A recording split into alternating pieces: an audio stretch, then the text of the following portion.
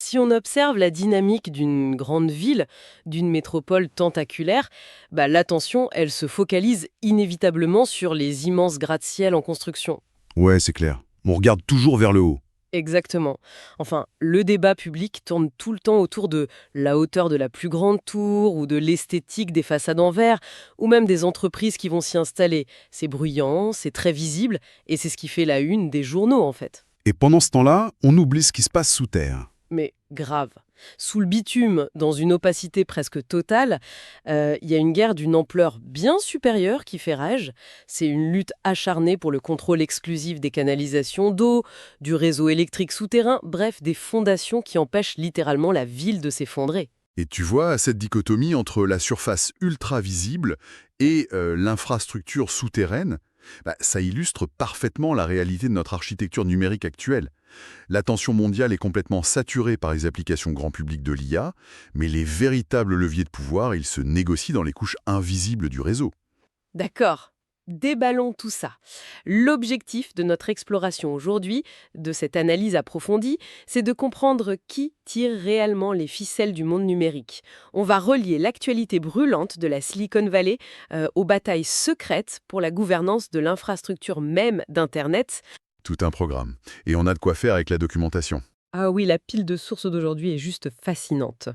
On croise des articles très récents sur les manœuvres d'Elon Musk dans l'intelligence artificielle, avec des rapports historiques et géopolitiques de l'Internet Society, de l'IRIS et de la revue politique étrangère.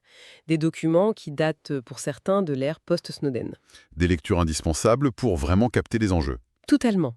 Alors, petite parenthèse hyper importante pour quiconque écoute cette analyse, nos sources abordent des conflits politiques et idéologiques assez lourds. On parle de censure d'État, d'espionnage et même de débats très polarisés sur le wokisme. Donc, je veux que ce soit absolument clair, notre rôle ici, c'est de rapporter ces visions de manière strictement impartiale. On ne prend aucun parti, on se contente d'exposer les faits tirés des documents. C'est une précision vitale, en effet. Plonge dans la couche la plus visible du web d'aujourd'hui.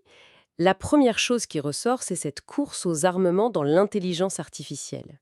Elon Musk est en train de monter une espèce d'alliance tripartite assez inattendue. Ouais, il structure un bloc pour faire face à des géants bien établis. On parle de xAI, sa propre start-up, associée à la boîte française Mistral, qui est souvent vue comme la carte de l'indépendance européenne, et aussi à Curseur. Et les chiffres de cette alliance, enfin les faits mentionnés dans les sources sont juste hallucinants. SpaceX a carrément sécurisé une option d'achat sur Curseur avec une valorisation estimée à près de 60 milliards de dollars. 60 milliards. C'est colossal. Et côté matériel, c'est tout aussi massif. Ah, XAI possède déjà près de 200 000 unités graphiques NVIDIA, tu sais, les fameux GPU. Et leur objectif, c'est d'atteindre le million d'unités pour combler leur retard sur OpenAI et Anthropic. Ils vont même jusqu'à débaucher les talents de leurs alliés, vu que Devendra Chapleau de chez Mistral a rejoint XAI. C'est un véritable siphonnage de ressources et de cerveaux. Et le contexte est ultra tendu. Musk poursuit OpenAI en justice. En gros, il les accuse d'avoir abandonné leur but non lucratif initial.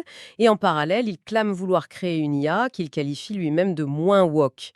En face, Anthropic a répliqué en coupant carrément l'accès à ses modèles Claude via l'interface de Curseur. La guerre est déclarée, en fait. C'est genre la formation d'une équipe de super-héros ou de super-vilains, ça dépend dans quel camp on se place, où chaque membre apporte son super-pouvoir.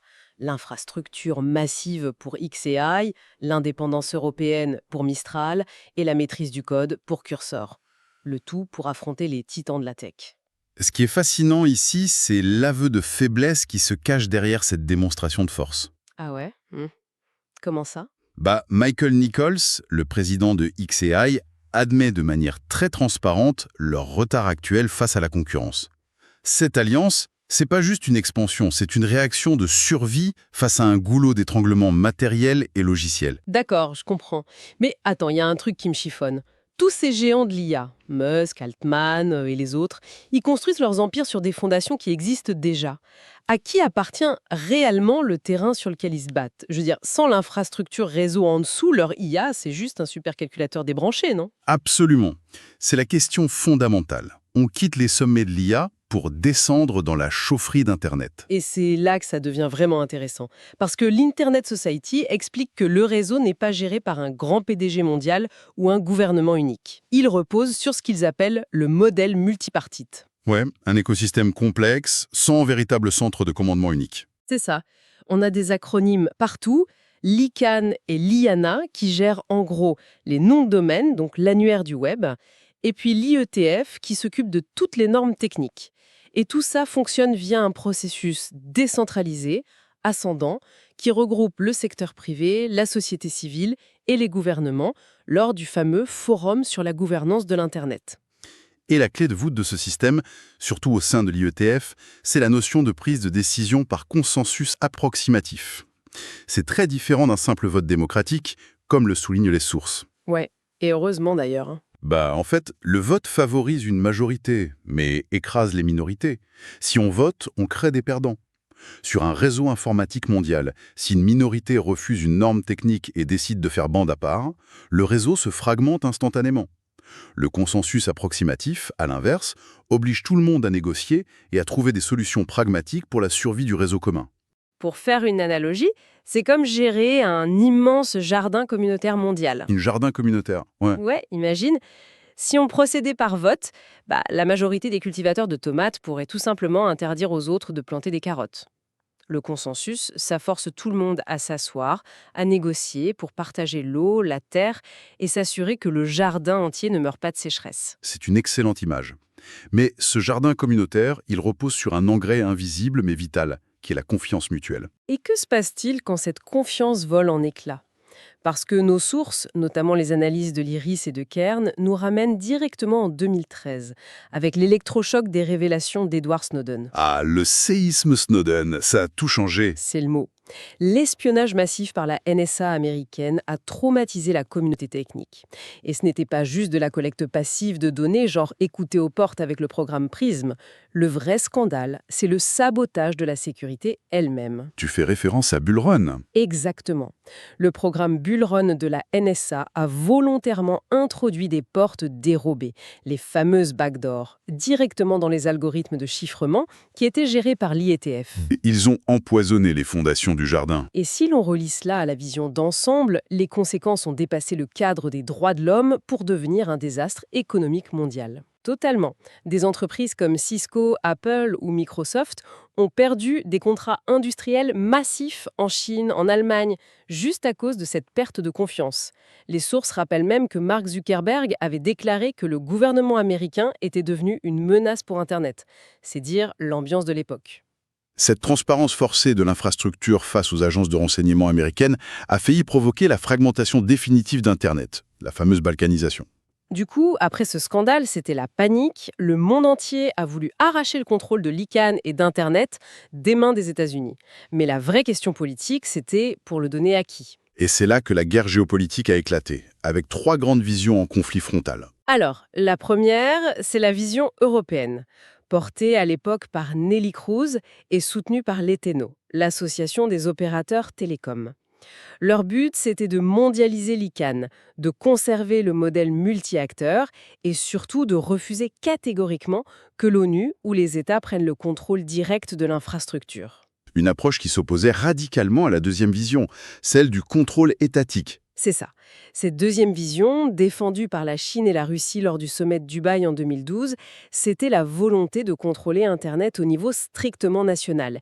Et, on va pas se mentir, ce contrôle étatique inclut mécaniquement la possibilité technique de mettre en place une censure souveraine. Et enfin, la troisième voie, analysée en profondeur par l'IRIS, c'est la vision onusienne. Oui, celle soutenue notamment par le sommet NetMundial organisé par Dilma Rousseff au Brésil.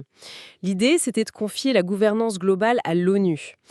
Le but affiché, c'était d'éviter à la fois l'hégémonie de surveillance américaine et la censure arbitraire des régimes autoritaires. Sur le papier, le multilatéralisme de l'ONU semble être le compromis parfait.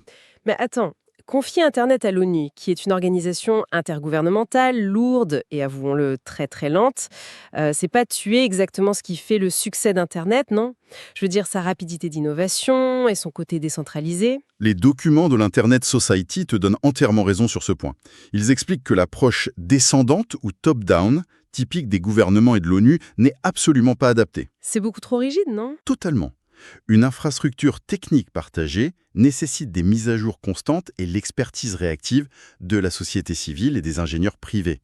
On ne peut pas attendre qu'une résolution passe au Conseil de sécurité pour patcher une faille de réseau critique. Clairement.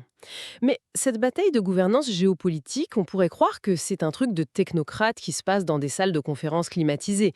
Sauf que ça envahit notre réalité physique avec l'Internet des objets, le fameux IoT. Le combat ne concerne plus seulement nos écrans, il est dans nos salons. Et c'est là que le risque devient matériel, presque intime. Les sources mettent en lumière des concepts hallucinants à ce sujet.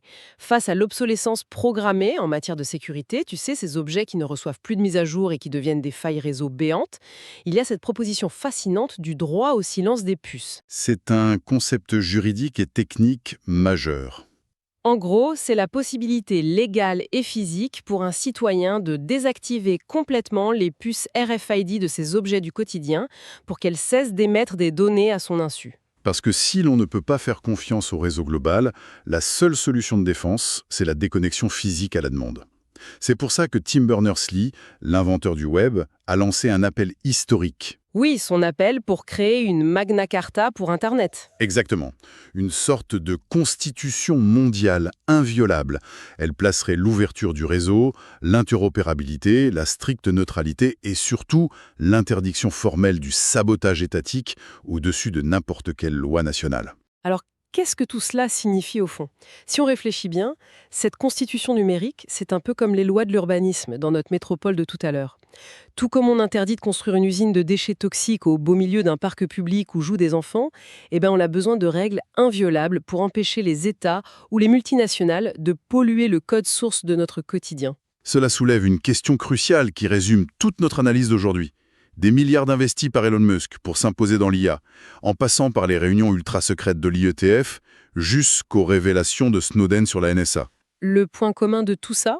C'est que le véritable enjeu, au bout du compte, n'est pas la prouesse technologique. C'est la confiance et la souveraineté. Celui qui contrôle la tuyauterie et les règles de confiance détient le pouvoir absolu sur ceux qui ne font qu'utiliser l'eau qui en sort. Et ça, quiconque écoute cette analyse doit l'avoir en tête la prochaine fois qu'il allume un appareil connecté.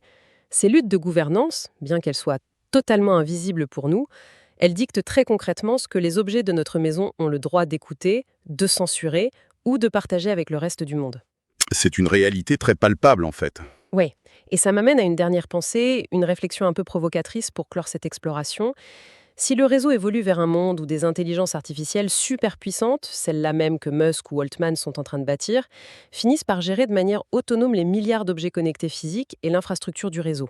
Ce qui est la trajectoire actuelle. Eh bien, la prochaine Magna Carta d'Internet, celle voulue par Tim Berners-Lee, devra-t-elle être écrite pour protéger les humains contre le contrôle des algorithmes, ou bien, et c'est peut-être le plus vertigineux, devra-t-elle être rédigée pour donner des règles de gouvernance aux IA elles-mêmes, en les traitant comme les nouvelles puissances souveraines de l'infrastructure? Voilà de quoi faire chauffer quelques processeurs.